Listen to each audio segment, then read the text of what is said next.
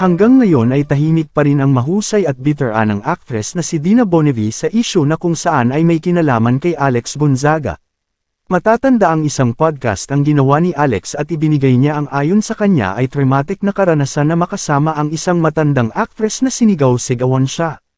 2019 nang magkaroon ng interview si Dina Bonnevie na hindi naman nagbigay ng name kung sinong actress ang sinasabi niya.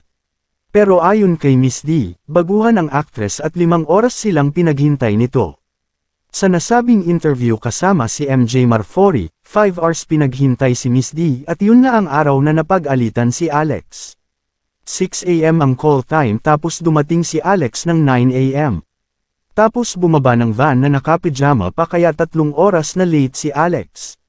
Tapos noong lunch break ng 12 dapat 1 PM nandun na, pero alas 3 na ng hapon si Alex nakabalik.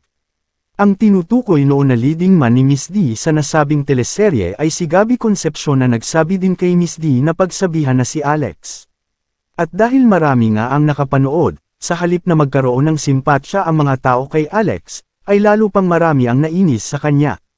Dumami ang mga netizens na ayon sa kanila ay team D na sila. Bumaba din ang mga views at engagements ng mga post ni Alex sa kanyang social media. Ayon sa mga netizens, sana daw ay nilinaw ni Alex ang pagkukwento at para kasing lumalabas na siya pa ang biktima. Halos mga veteranong aktor ang kasama niya doon pero tila lahat ay napansin ang ugali niyang hindi maganda.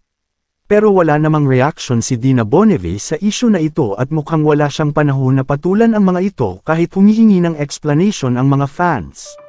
Matatanda ang hindi naman pinangalanan ni Dina at Alex ang isa't isa sa interview pero obvious na rin sa mga clues, alam ng mga netizens kung sino ang mga artistang involved.